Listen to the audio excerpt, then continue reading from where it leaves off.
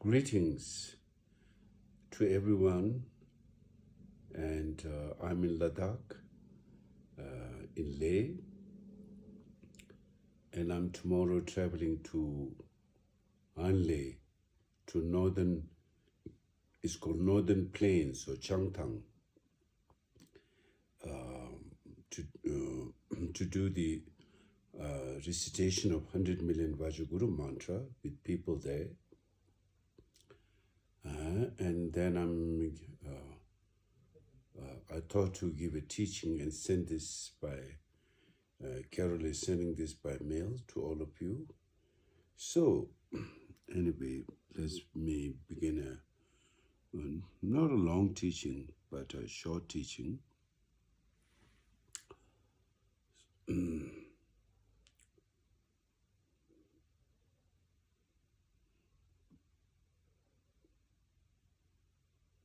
Padmasambhava Lama Rinpoche, Dagaji Rinpoche, Kotin Chibeguni, Jesung de Kusung Tuking or Drupsaldos.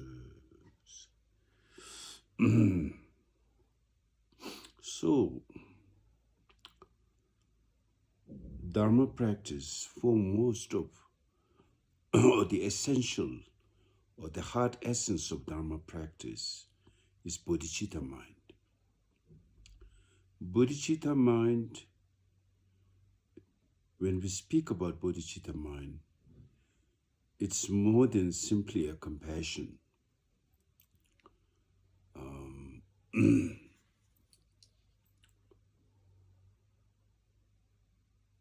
Bodhicitta mind has to transcend duality,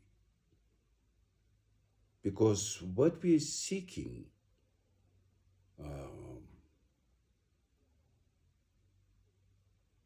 is enlightenment, liberation.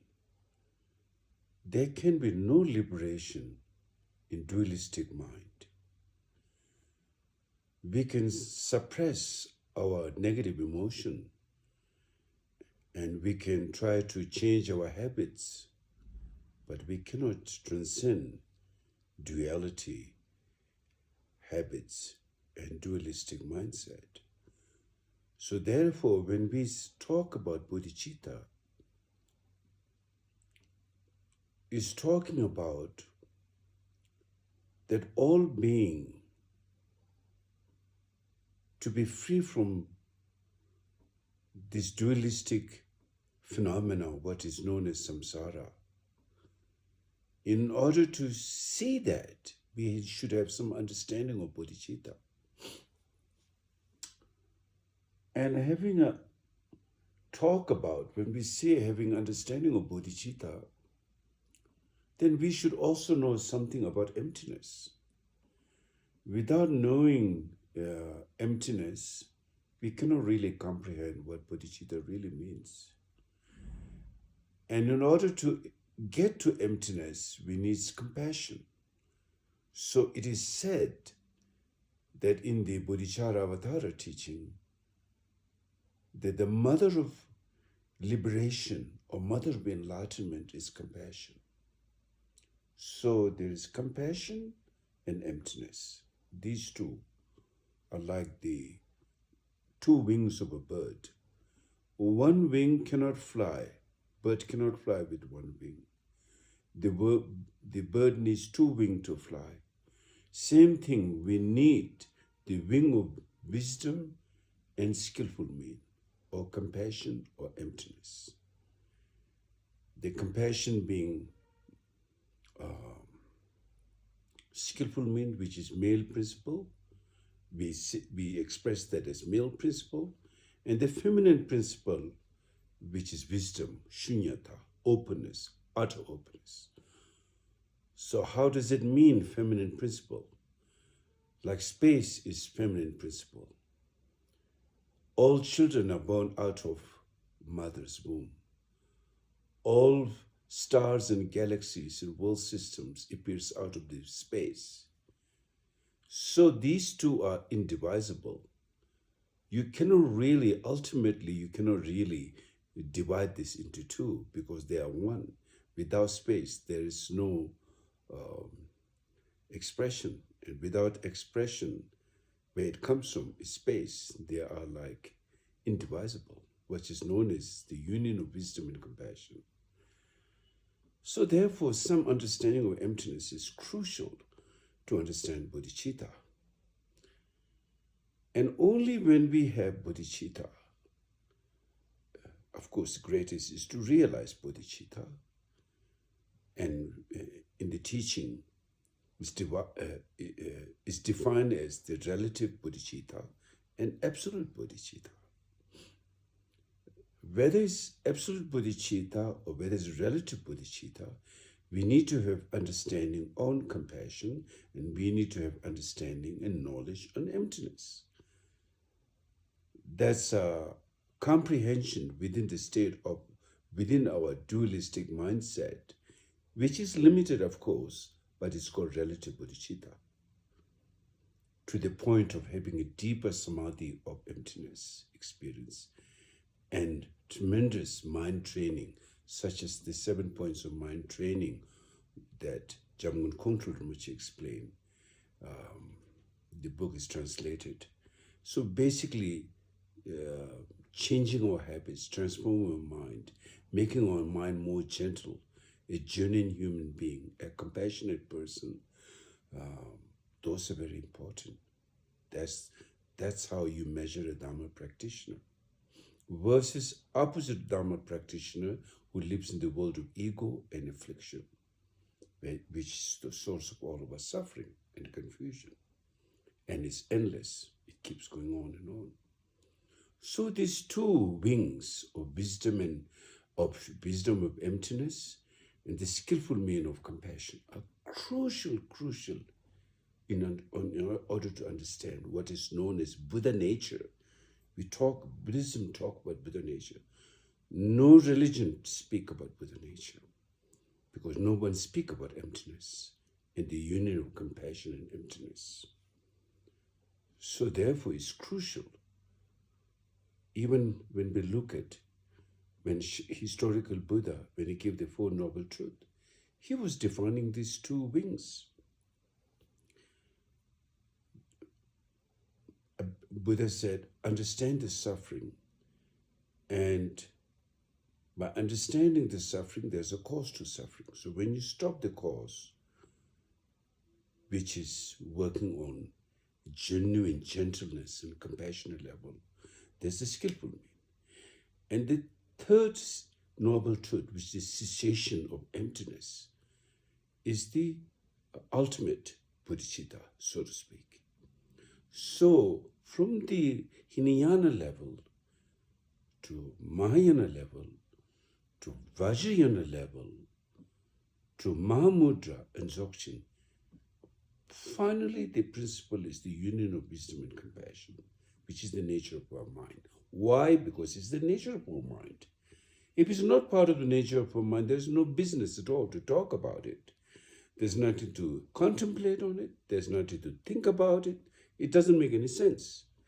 The reason why we need to contemplate, investigate, check, and truly try to realize this nature, because our whole life answer lies in this, by understanding the union of wisdom and compassion.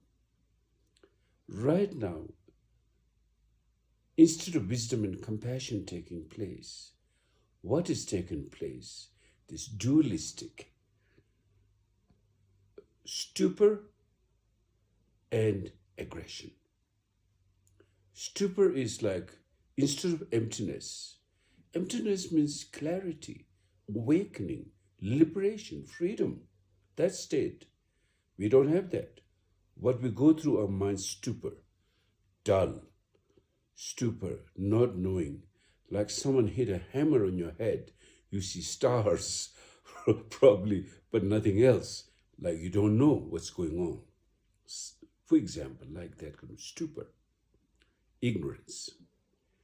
Then instead of compassion, because the ego is taking place, moment the ignorance which produced the ego, then already all affliction, 5 major affliction, desire, jealousy, envy, hatred, ignorance.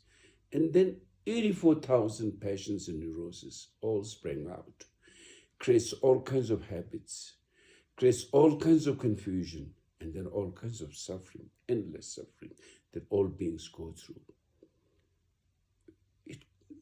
We made that.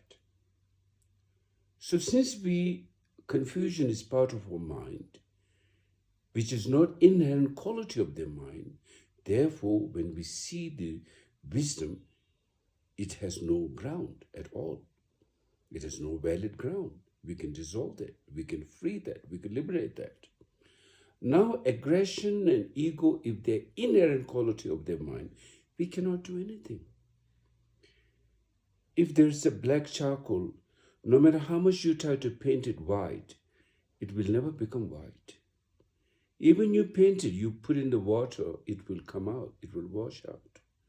It's just so temporary because inherent nature of the charcoal is black. Same thing, the inherent nature of our emotion is emptiness.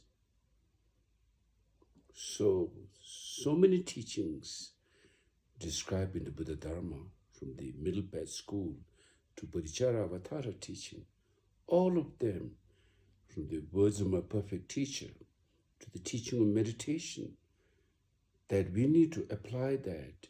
When we apply that, we see our inherent quality, which is enlightened nature, not confused nature. So it's really everything in our mind. Therefore, when we do meditation, we just contemplate within ourselves. We don't say, okay, let me turn on the meditation and just distract ourselves. In that way, it will never work. So even when you do meditation, you need to focus. Because you may be sitting on a cushion and doing meditation, but if your mind is distracted, it makes no difference. Then you are out of your mind. So while you're contemplating, you begin to really realize the afflictions are not really the nature of the mind.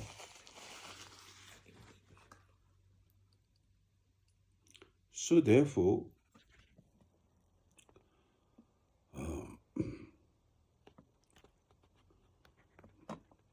I like all of you to meditate. I've given many instructions on meditation, breathing meditation, Tonglen meditation, breathing meditation. Whatever the level of meditation you're doing, do that. Look into your mind. See the nature of emptiness. Emptiness is a word. The true quality can never be expressed by word. No matter how much I say sweet or sour or hot or chill, it can never produce that experience. It gives you an idea of that. So word can only express the idea. The true quality is like when you eat it in your mouth, then whatever the flavor, you can taste it. But the word flavor, sweet or sour, cannot be given the raw experience. It can only create the image of that idea. So therefore, why meditation is so important, that there is a real experience of liberation has to take place in a realistic way, not just idea on your head. Therefore, meditation practice is so important. So, in your meditation state, always contemplate, focus. Then in the post-meditation state, try to have your mind ease, of course you live in this world. I'm not instructing you to cut your relationship with your food, cut your relationship with your partner, cut your relationship with the world. That's not the point. Yes, you will have your family, you will eat, you will walk, you will talk, but don't cling too much. Don't get too obsessive attachment. Whatever is there, it is there. And then in that way, there's more space to move around. More creative will happen instead of more rigid life, a rigid way of seeing our life. Less judgment. We all know that more judgment creates more pain and more confusion. So we should, as a practitioner, should have free mind, open mind. Not that we are like bums, dharma bums or anything like that, but rather genuine person, but at the same time deep inside free. So those are very, very important. So I will conclude that, and we will meet soon. I send you my love and blessing to all of you. Please meditate well. Do your practice well. Thank you.